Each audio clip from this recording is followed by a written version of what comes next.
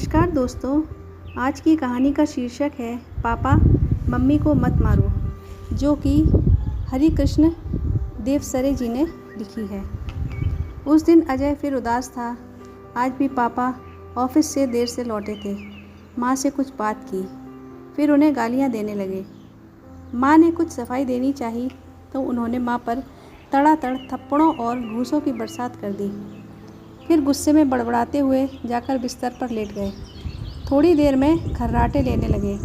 माँ दूसरे कमरे में बैठी सिसकती रही। अजय पढ़ाई के बहाने सिर झुकाए बाहर के कमरे में चुपचाप बैठा रहा। उसका ध्यान सामने खुली किताब पर तो था ही नहीं। कुछ देर बाद उसने किताब बंद कर दी, जाकर माँ के पास बैठ गया। माँ ज़मीन पर ही सिसकते सिसकते लेटी हुई थी। जी चाहा कि माँ से कहे मुझे भूख लगी है, पर कहने की हिम्मत न जुटा सका। जुटाता भी कैसे? माँ ने भी तो कुछ नहीं खाया था। कल रात भी यही हुआ था। सुबह पापा ऑफिस जाने लगे तो माँ ने लंच का डिब्बा बनाकर उनके सामने रख दिया था, पर वह उसे लिए बिना ही ऑफिस चले गए थे।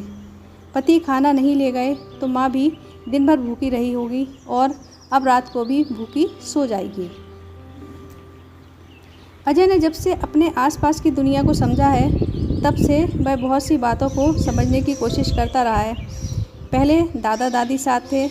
पापा मम्मी में कभी झगड़ा हुआ या नहीं उसे याद नहीं। फिर धीरे धीरे यह भी जाना कि दादा दादी उनके बीच पड़कर झगड़े सुलझा देते थे।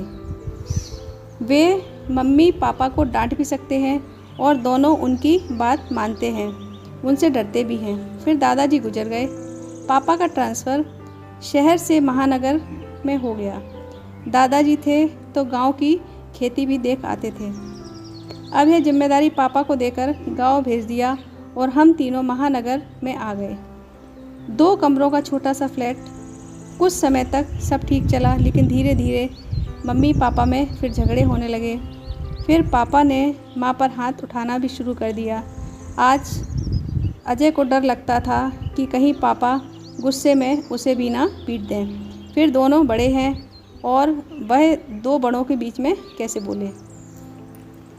धीरे धीरे अजय की समझ में यह भी आने लगा कि पापा जिस रात पीकर आते हैं उस रात ज़्यादा ही झगड़ा और मारपीट करते हैं, लेकिन जिस रात पीकर नहीं आते अब उस रात भी झगड़ा और मारपीट करते हैं।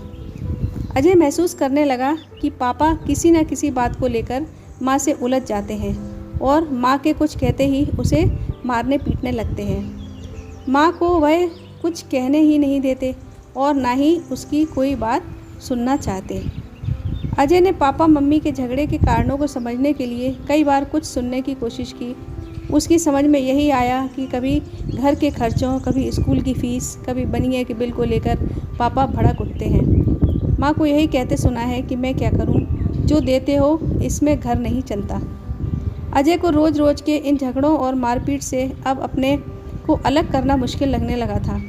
पापा के घर लौटने से पहले तक तो वह जो कुछ पढ़ाई कर लेता और होमवर्क कर पाता, बस वही हो पाता। पापा के आते ही कभी खाने से पहले, कभी खाने के बाद झगड़ा होने लगता। कई बार मोजे और रुमाल तक को लेकर झगड़ा होता। लेकिन अब इतने दिनों में माँ की पिटाई एक ज़रूरी बात हो गई थी। बिना पिटाई के झगड़े का अंत ना होता। अजय अब इस बात को गहराई से सोचने लगा है, आखिर पापा मम्मी को क्यों पीटते हैं। माँ सुबह से शाम तक घर का काम करती है। झाड़ू पोंछा और बर्तन साफ़ करने वाली भी नहीं रखी है। खाना भी साधारण ही बनता है। माँ की साड़ियाँ भी साधारण सी हैं। पिक्चर या किसी होटल में जाने की कल्पना करना बेकार है। अपनी ज़रूरतों की फरमाइश माँ नहीं करती, फिर माँ पापा का यह जुल्म क्यों? फिर माँ पर पापा का यह जुल्म क्यों? अजय समझ नहीं पा रहा था कि वह क्या करे। उसने सोचा वह 5वीं में पढ़ता है, बड़ा हो गया है। माँ पर पापा का इस तरह रोज़ रोज़ गुस्सा करना, मारपीट करना और घर से निकल जाने को कहना कब तक चलेगा? आसपास के फ्लैट के लोग क्या सोचते होंगे? उसे न जाने क्यों यह भय सताने लगा कि कभी इन फ्लैटों में रहने वाले किसी लड़के ने इस बारे में कुछ पूछ लिया तो वह इस सच को कैसे झूठ में बदल पाएगा। अजय ने कई बार सोचा कि इस बारे में किसी दोस्त या अपने टीचर को बात करे, लेकिन क्या कहे? यही कि उसके पापा उसकी मम्मी को रोज़ पीटते हैं। इससे मम्मी पापा की कितनी बदनामी होगी। फिर इस बात को अजय ने दूसरों से कहा है। यह जानने पर तो पापा अजय की हड्डी पसली तोड़कर रख देंगे। अजय अजीब उलझन में फंस गया था। उस दिन क्लास में उसका मन नहीं लगा। कल रात फिर पापा ने मम्मी को घसीट घसीट कर पीटा था। स्कूल से वापस आया तो देखा कि माँ रात के दर्द से अभी तक कराह रही है। अजय को आया देखकर वह किचन में जाकर खाना निकालने लगी। अजय सीधे वहाँ पहुँचा, माँ के हाथ से प्लेट लेकर रख दी और हाथ पकड़कर उन्हें बाहर ले आया। उन्हें बैठाया, उनका चेहरा देखा। रात की पिटाई के चिन्ह अभी मौजूद थे।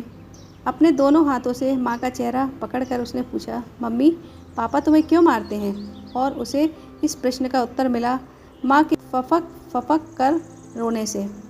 वह भी अपने को नहीं रोक सका और माँ के गले से लिपटकर खूब रोया।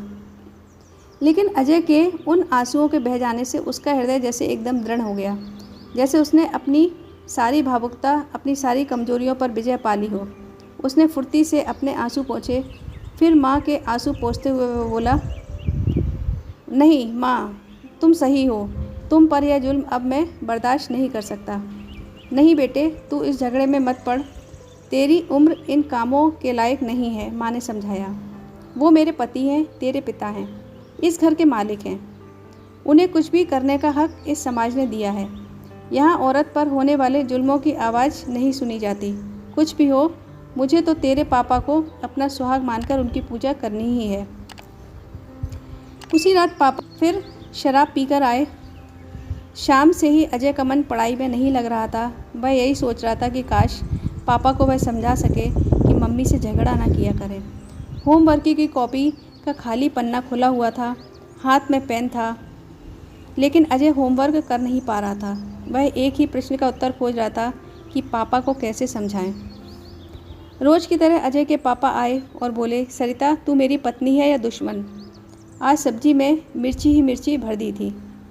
नहीं, आज मैंने तो बिना मिर्च मसाले की सादी सब्जी बनाई थी। देखा है ना मेरी दुश्मन जो मुझे बिना मसाले की सब्जी खिलाती है। तू अपने को क्या समझती है, हैं? और राकेश बड़बड़ाने लगा, सरिता को पीटने लगा, साथ में गालियों की बौछार। उधर अजय परेशान। दूसरे कमरे में माँ के ऊपर हो रहे जुल्म की आवाज़ से उसके कान फटने लगे थे। माँ चीख रही थी, राकेश उसे पीटे जा रहा था। अजय की कलम अनजाने ही होमवर्क की कॉपी में लिखने लगी थी, पापा मम्मी को मत मारो।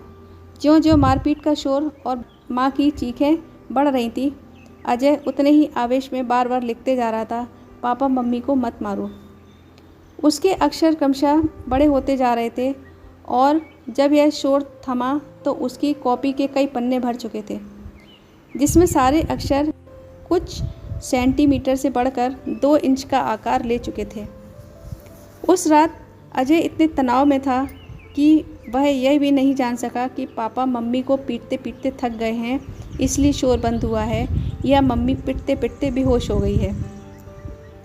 रोज़ की तरह सुबह हुई। 8:30 बजे राकेश तैयार होकर ऑफिस चला गया। उसने न सरिता का हाल पूछा, न अजय से कोई बात की। अजय ने देखा कि माँ अभी भी औंधे मुँह पड़ी है। उसने चाय बनाई, माँ को उठाकर चाय पिलाई। कराहते हुए सरिता ने कहा, बेटा आज तू स्कूल में ही कुछ लेकर खा लेना। किचन में चीनी के डिब्बे में कुछ रुपए रखे हैं, वो ले जाना। लेकिन तुम मेरी फ़िक्र ना कर, मैं कुछ देर से उठूँगी, धीरे धीरे ठीक हो जाऊँगी शाम तक। लेकिन अजय अशांत था। वह तैयार होकर 9:30 बजे स्कूल चला गया। बस्ते में सारी कॉपी किताबें ले तो गया था, लेकिन मन जैसे अंदर ही अंदर विद्रोही हो रहा था। क्लास में बैठे अजय के कानों में किसी टीचर की कोई आवाज़ सुनाई नहीं दे रही थी। वह सुन रहा था तो केवल पापा के धम धम पीटने और मम्मी की चीखने की आवाज़ें। अचानक बगल में बैठे सुधीर ने उसे हिलाया, अजय तू कहाँ खोया है?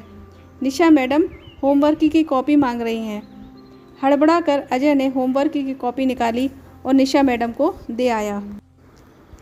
शाम को जो घर लौटा, माँ का चेहरा अभी भी उदास था। दोनों खामोश रहे। ना माँ ने कुछ खाया था, ना अजय ने। माँ ने कुछ देना चाहा तो अजय ने मना कर दिया। चुपचाप जाकर अपनी मेज कुर्सी पर बैठ गया।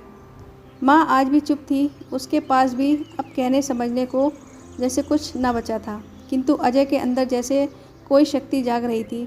उसका चेहरा तमतमा रहा था, मुट्ठियाँ कसी हुई थीं और कोहनियों के सहारे उसने अपना सिर बंधी मुट्ठियों पर टिका रखा था, जैसे मन ही मन वह कोई संकल्प कर रहा हो। और वह क्षण आ गया जिसकी अजय प्रतीक्षा कर रहा था। राकेश घर के अंदर आया। आज भी वह रोज की तरह पीकर आया था, बल्कि कुछ ज़्यादा ही धुत था।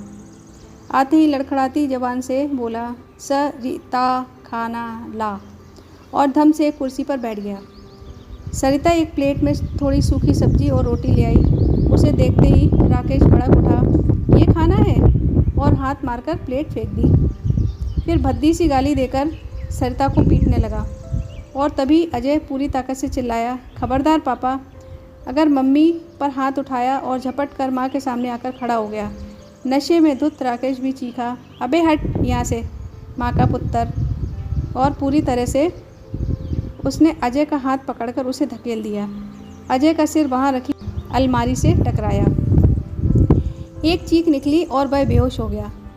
सरिता घबरा कर अजय पर झपटी, उसे उठाया। अजय के सिर से खून बह रहा था। पलक झपकते सरिता अजय को उठाकर दरवाज़ा खोलकर बाहर भागी। राकेश इस घटना से सहम गया था। सरिता ने किसी तरह पड़ोसियों की मदद से अजय को अस्पताल पहुंचाया। सारी रात वह अजय के पास ही अस्पताल में रही।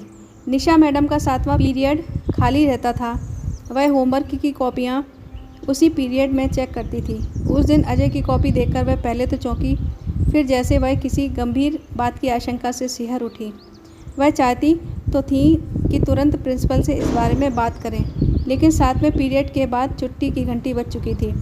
अगले दिन निशा मैडम प्रिंसिपल के कमरे में बैठी उन्हें अजय की कॉपी दिखा रही थी।